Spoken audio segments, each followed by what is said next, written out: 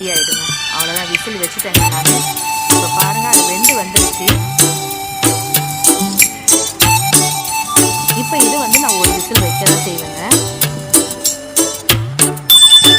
அவ்வளோதான். தண்ணி குட்டி குட்டி விஷயங்கள், ஹெல்த் டிப்ஸ் இதெல்லாம் நீங்களும் பயன்பெறுங்க. உங்ககிட்ட நானும் ஷேர் பண்ணிட்டு இருக்கேன். வாழ்வோம். ஹாய் காய்ஸ், இன்றைக்கி உங்கள் ஆளு நார்மல் சேனலில் ஒரு குக்கிங் வீடியோ பார்க்க போகிறீங்க. குக்கிங் வீடியோவில் நான் என்னென்ன வெஜிடபிள்ஸ்லாம் சேர்க்க போகிறேன், அந்த வெஜிடபிள்ஸோடைய பெனிஃபிட்ஸ் என்ன சொல்ல போகிறேன், வாழையில் விருந்து என்னென்னு பார்க்கலாங்களா? வாங்க வீடியோக்குள்ளே போகலாம். இப்போ நான் ஆல்ரெடி பீஃப்க்கு ரெடி பண்ணி வச்சுருக்கேங்க. பீஃப் தான் நான் பார்க்க போகிறேன். பீஃப்க்கு தான் இப்போ ரெடி பண்ணி வச்சுருக்கேன். இப்போ பாருங்கள், எண்ணெய் ஊற்றியாச்சு. ஒரு பெரிய சைஸ் 2 வெங்காயம் நல்லா அரைச்சி எடுத்துக்கிட்டேங்க. இப்போ அதோடைய விழுதை நம்ம இதில் சேர்த்து நல்லா வதக்கிக்கலாம். இப்போ பாருங்கள், இதில் சேர்த்துட்டேன் நான். இந்த மாதிரி நம்ம செய்யும் போது வெங்காயம் தக்காளி மோஸ்ட்லி பசங்களுக்கு மாட்டாது, அவங்களுக்கு அந்த மாதிரி இருந்தால் பிடிக்காதுல்ல, அதனால நல்லா அரைச்சி எடுத்துக்கலாம். ஆல்ரெடி மிளகாத்தூளும் போட்டு நல்லா வதக்கிட்டேன். எண்ணெயில் போட்டு அந்த மிளகாத்தூள் வதக்கும் போது ஒரு பிரைட் ரெட் கலர் கிடைக்கும். இப்போ தக்காளியும் சேர்த்துக்கலாம். இது கூட நல்லா தக்காளியும் அரைச்சி சேர்த்துக்கலாங்க. பக்கத்தில் ரைஸ் கொதிச்சிட்டு இருக்குது. இப்போ பாருங்கள், வெங்காயம் தக்காளி நல்லா வதங்கி வந்துருச்சு. இந்த ஸ்டேஜில் பீஃபை கழுவி வச்சுருக்க பீஃபை ஆட் பண்ணிக்கிறேன். இஞ்சி பூண்டு விழுது ஒரு 2 ஸ்பூனு. இந்து உப்பு யூஸ் பண்ணுறேன், அதுவும் நீங்களும் யூஸ் பண்ணுங்கள், அது உடம்புக்கு நல்லதுங்க. நார்மல் உப்பை விட இந்து உப்பு சேர்த்து கொஞ்சம் நேரம் நல்லா வதங்க விட்டுறலாம். அப்போ தான் கறியில் இஞ்சி பூண்டு மசாலா அந்த உப்பு தன்மையெல்லாம் நல்லா இறங்கி டேஸ்ட் வரும். இந்த ஸ்டேஜில் நல்லா வதங்க விட்டுட்டு கொஞ்சம் நேரம் நான் மூடி வச்சுடுவேன் நான். இப்போ என்னன்னா, பெண்களை பற்றி ஒரு கவிதை படித்தேங்க. படித்ததில் பிடித்தது பார்க்கலாங்களா? ஒரு பெண் வெற்றி காகிதம் என ஒருபோதும் எண்ணாதே, ஒரு நாள் அவள் பட்டமாய் பறப்பாள், நீயும் அண்ணாந்துதான் பார்க்க வேண்டும் அப்படின்னு சொல்லி ஒரு பெண்களை பற்றி ஒரு அழகான ஒரு கவிதை படித்தேன். அதை இங்கே ஷேர் பண்ணணுன்னு நினச்சேங்க. ரொம்ப சூப்பராக இருக்குது. இந்த கவிதை உங்களுக்கு பிடிச்சிருந்துச்சுன்னா மறக்காமல் கமெண்ட் பண்ணுங்கள், உங்கள் ஃப்ரெண்ட்ஸுங்களுக்கும் ஷேர் பண்ணுங்கள் நீங்கள். அப்புறம் இன்னொரு கவிதையும் படித்தேங்க. பெண் என்பவள் நேர்கொண்ட பார்வை, இடி போன்ற பேச்சு, நேர்மை கொண்ட கர்வம், வானம் போல எல்லை இல்லாத அன்பு கொண்டவள், அவள்தான் பெண். பெண்ணுக்கு நிகர் பெண்ணே வேறு எவரும் இல்லைங்க. எப்படி ஒரு கவிதை பாருங்கள், பெண்களுக்காக இப்படி ஒரு கவிதை எழுதியிருக்காங்க. ரொம்ப பிடிச்சிருந்துச்சு, அதனால் உங்ககிட்ட நான் ஷேர் பண்ணேன். உங்கள் ஃப்ரெண்ட்ஸுங்களுக்கு நீங்களும் ஷேர் பண்ணுங்கள். மறக்காமல் என்னுடைய சேனலை சப்ஸ்கிரைப் பண்ணி வச்சுக்கோங்க. இப்போ பாருங்கள், கறி நல்லா வதங்கி வந்துருச்சுங்க. இந்த ஸ்டேஜில் நான் தண்ணி ஊற்றி குக்கர் விசில் போட்டு வேக வச்சுக்கிறேன் நான்.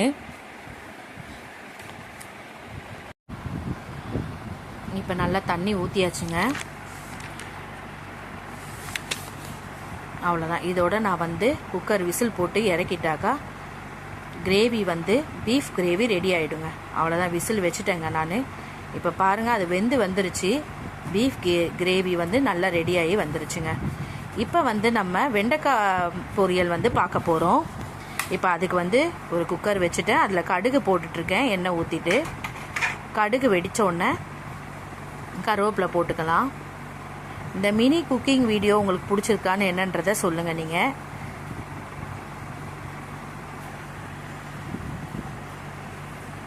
கடுகு வெடிக்கிறதுக்காக வெயிட் பண்ணிகிட்ருக்கேன். கொஞ்சம் கடுகு வெடித்தோடனே கருவேப்பிலை போட்டுட்டு இதில் வெங்காயம் தக்காளி எதுவுமே சேர்க்கலை. பசங்களுக்கு செய்கிறனால அவங்களுக்கு அந்த வெங்காயம் தக்காளி எடுத்து சாப்பிட்றது ரொம்ப கஷ்டமாக இருக்குது. அதனால் வெங்காயம் தக்காளி இல்லாமல் உண்மையிலே வெண்டைக்காய் சூப்பராக வந்துருந்துச்சுங்க. இங்கே பாருங்கள், வெண்டைக்காய் ஆல்ரெடி நான் போட்டுட்டேன். அதில் கொஞ்சம் மிளகாத்தூளும் மஞ்சத்தூள், சாம்பார் பொடி இருந்துச்சுன்னா கொஞ்சம் சாம்பார் பொடி சேர்த்து பாருங்கள், உண்மையிலே டேஸ்ட்டு அல்டிமேட்டாக இருக்கும். இப்போ பாருங்கள், கொஞ்சம் வதங்க விட்டுருக்கேன். தண்ணி கொஞ்சமாக தான் சேர்த்துக்கணும் வெண்டைக்காய்க்கு. அது கொஞ்சம் வதங்கி வந்த உடனே கொஞ்ச நேரத்துலேயே வெண்டைக்காய் வெந்துடும். குக்கர் விசில்லாம் வைக்க மாட்டேன், குக்கரில் பண்ணிகிட்ருக்கேனே தவிர குக்கர் விசில் வைக்கிறது கிடையாது. பாருங்கள், நல்லா வதங்கி வந்துக்கிட்டு இருக்கு.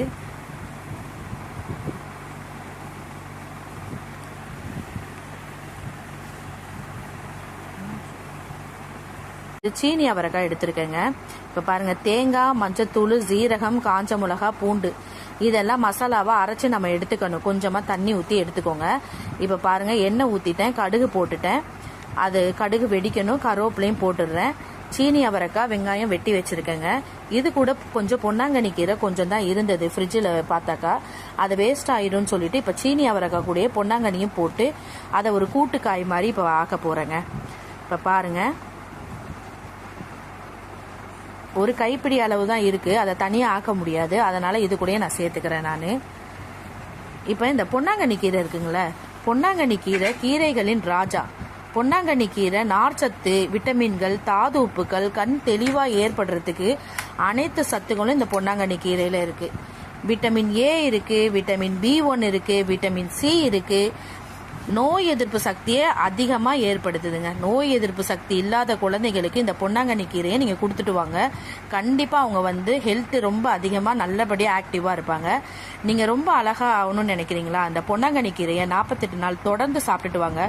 உங்களுடைய சருமம் வந்து பளபளப்பாகுங்க. பாருங்கள், இப்போ வந்து பொன்னாங்கண்ணி கீரை சேர்த்துட்டேன். ஆல்ரெடி சீனி அவரைக்காய் வதக்கியாச்சு, தேங்காவும் அரைச்சி ஊற்றிட்டேன். இதுதான் மசாலா. இது வந்துட்டு அவ்வளோதான். இதை வந்து நான் ஒரு விசில் வச்சுப்பேன். ஒரு விசில் வச்சுட்டேன். பக்கத்தில் வெண்டைக்காவும் ஆல்ரெடி ரெடி ஆயிடுச்சுங்க. வெங்காயம் தக்காளி எதுவுமே போடலை வெண்டைக்காக்கு. இங்கே பாருங்கள், சூப்பராக ரெடி ஆயிடுச்சு. அவ்வளோதான். அடுப்பு ஆஃப் பண்ணிவிட்டு நான் அதை மூடி வச்சுடுறேன்.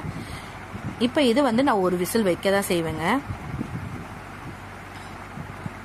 அவ்வளோதான். தண்ணி ஊற்றிட்டு தேவையான அளவு தண்ணி ஊற்றி அதை மூடி வச்சிடலாம்.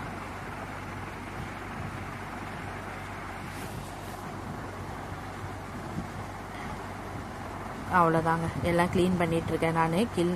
தண்ணி வற்றினோன்னே இறக்கிடுவோம். இன்றைக்கி எங்கள் வீட்டில் வாழை இலை விருந்து என்னன்னு பார்க்கலாங்களா? பாருங்கள், வாழை இலை போட்டாச்சுங்க. வாழை இலை தமிழர்களின் பாரம்பரிய பண்பாடு, வாழை இலை சாப்பாடு. அது மாதிரி நம்ம தினமும் அதை வந்து ட்ரை பண்ணுவோம்.